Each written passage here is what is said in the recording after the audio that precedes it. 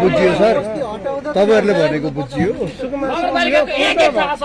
पूर्जा भएको जग्गामा अर्काको लाल पूर्जा भएको जग्गामा आएर यो गर्ने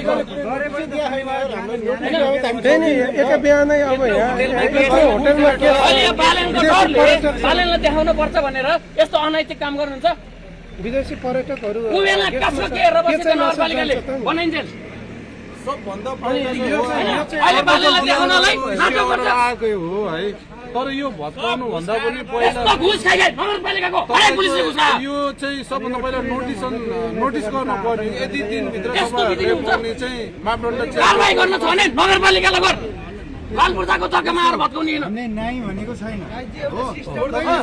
घुस खाएको गलत गरेको पोखरा महानगरपालिकाले मात्रै छ, अरू कसैले गरे छैन। सबैको लाल पूर्जा छ यहाँ। कसैको त्यसले अर्काको लाल पूर्जामा पिल्लर गाड्ने डोजर ल्याउने। लाल पूर्जा त लाल पूर्जा हो नि, जसको एउटै त हो लाल पूर्जा त। मेरो नाम प्रकाश, हामीले कन्सेप्ट चोरेको होइन कि होइन। यहाँ हाउसकिपिङ एक्जिक्युटिभ छु हैन। हामीले सपोर्ट गरेर हो सबैले जितेको। हामीले भनेका छौँ व्यवस्थित गरौँ, हामीले भनेका छौँ सबै काम गरौँ, तर तपाईँहरूको तरिका मिलेन। तपाईँहरूले गर्नुभएको होइन। महानगरपालिकालाई कसैले चाहिँ अर्डर दिएको भए पनि त्यो भएन। हामी यो मितिसम्म यो काम गर्छौँ। यो मिसिएको संरचना हो, यो सिमाना क्षेत्र हो, यदि हामीले बनाउनु पर्ने छ। अब तपाईँहरूले यो टाइमभित्र तपाईँहरू त्यो क्षेत्रमा हुनुहुन्छ भने पनि त्यो सामान हटाएर हामीलाई सहजीकरण गरिदिनुहोस्। एउटा सिस्टम होला नि त सरकारको पनि।